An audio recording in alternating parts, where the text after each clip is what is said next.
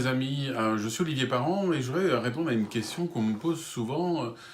Comment on peut se relancer dans une activité de marketing de réseau, notamment quand on en a déjà fait plusieurs, soit qu'on n'a pas eu de résultats, en tout cas pas les résultats qu'on attendait, soit qu'on a peur du retour des autres, que vont-ils dire de notre tentative, deuxième, troisième, quatrième, cinquième ou plus tentative, même si on peut se dire intellectuellement, oui mais c'est comme les entrepreneurs, vous savez ce qu'on dit aux États-Unis, hein, un entrepreneur ne veut pas réussir avant d'avoir planté une société. C'est vrai qu'en France on n'a pas cette culture, donc comment on peut faire dans toutes ces situations? Je dirais déjà qu'il y a deux critères qui sont pour moi fondamentaux. Un qui est lié à la structure même de ce qu'on va faire pour réussir, et là qui est transverse et qui peut s'appliquer dans n'importe quelle entreprise de marketing de réseau. Et puis une deuxième qui est vraiment liée à l'entreprise avec laquelle vous allez travailler. Alors la première, c'est quoi? C'est en fin de compte que c'est comme n'importe quelle entreprise dans le monde, ça n'a rien à voir du tout avec le marketing de réseau. Vous savez, on peut essayer quelque chose et quand on ne réussit pas, on nous dit qu'il faut réessayer. Et puis quand on réessaye et que ça ne marche pas, on nous dit il faut continuer, il faut continuer. C'est là où, généralement, au moment où on est presque en abandon et on se dit est-ce que je recommence une fois de plus? La question, c'est est-ce que vous allez recommencer en faisant la même chose qu'avant?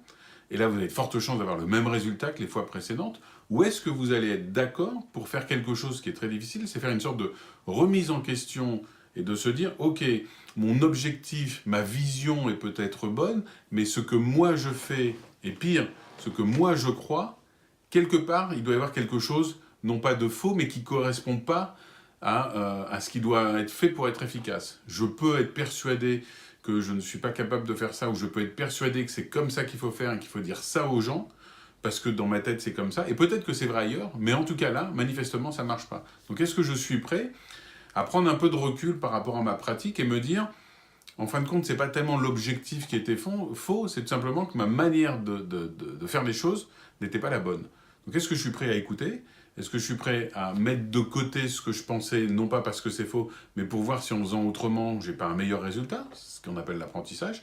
Et puis si ça marche moins bien, je reprends ce que je faisais avant, tout simplement. Mais est-ce que je suis prêt à ce questionnement par rapport à moi, par rapport à mes stratégies, par rapport à mes valeurs, par rapport à mes croyances?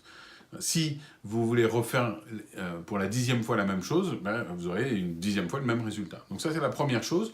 Du coup, la conclusion de ça, c'est bien beau de dire ça, mais dans les faits, ça veut dire qu'il faut que vous ayez en face de vous une structure qui va vous permettre de penser autrement, d'agir autrement, d'avoir des interactions différentes, d'avoir un processus différent.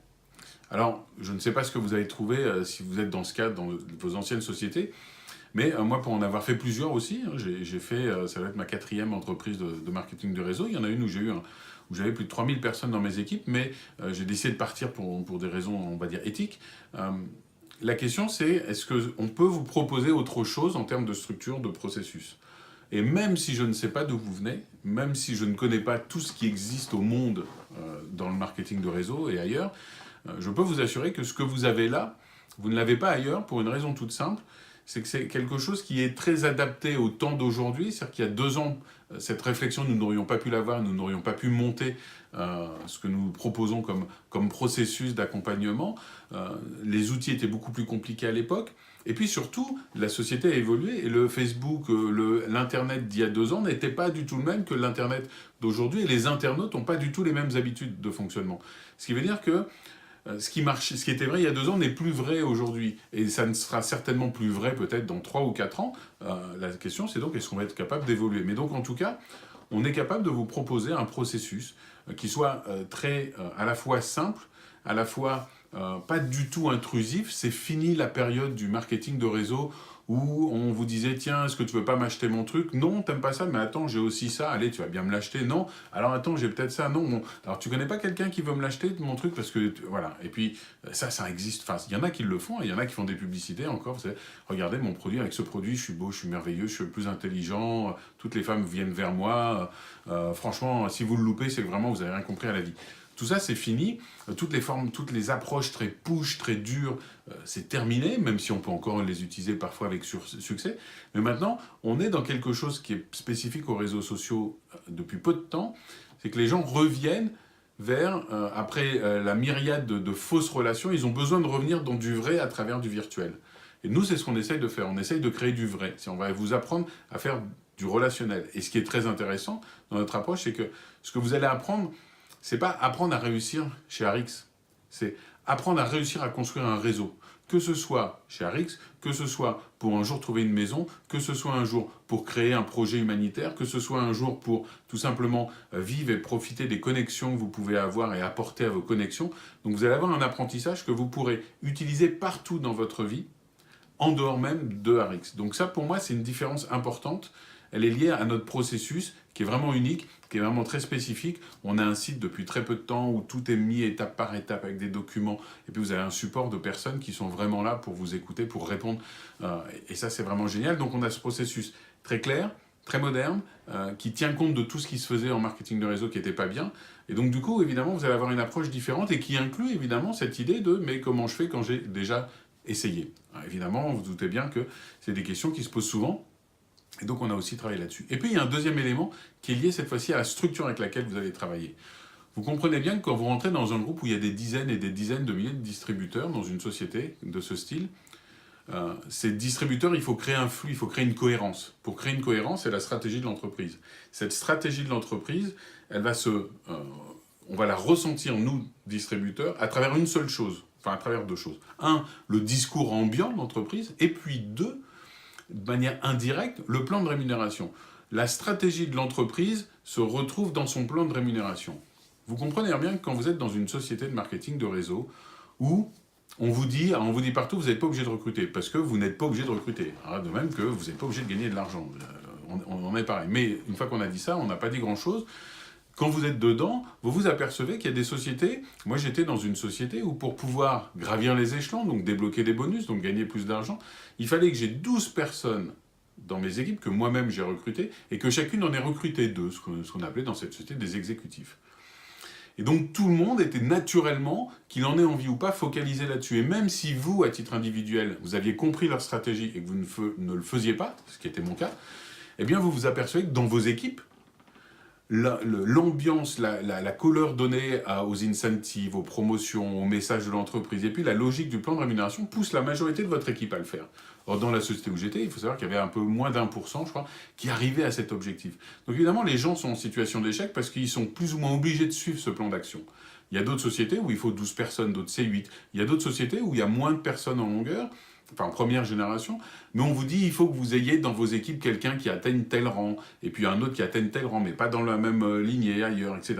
Et donc c'est des contraintes qui font qu'en fin de compte, ça complexifie la donne. Et plus la donne est compliquée, vous vous en doutez, moins on a de chance d'y arriver. Je pense que vous êtes tous d'accord par rapport à ça.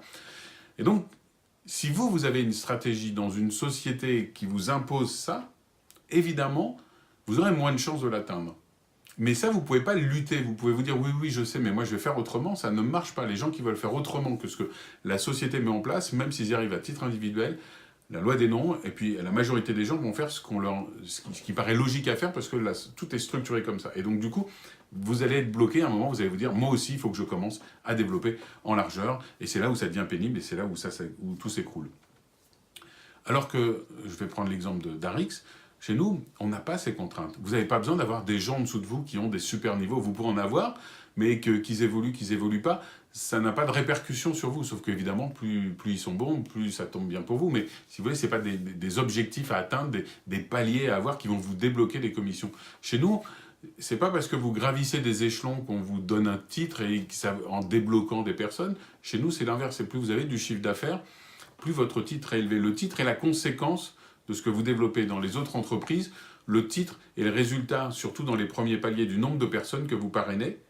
Et donc, du coup, il faut que vous parrainiez des personnes pour avoir les titres et vous êtes bloqué. Chez nous, même si vous trouvez 2 personnes, 4 personnes, c'est suffisant. Alors évidemment, plus vous en avez, mieux c'est. Je ne dis pas le contraire.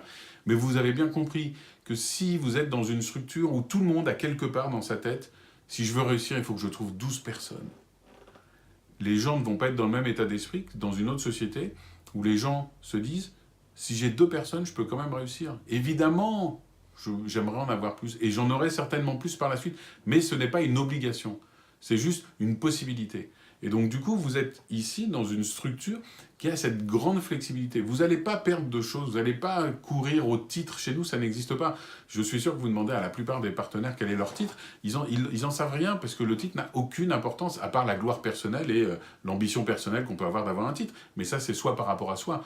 Le titre ne va pas vous débloquer des choses. C'est parce que vous avez débloqué des choses qu'on vous donnera un titre. C'est juste le résultat.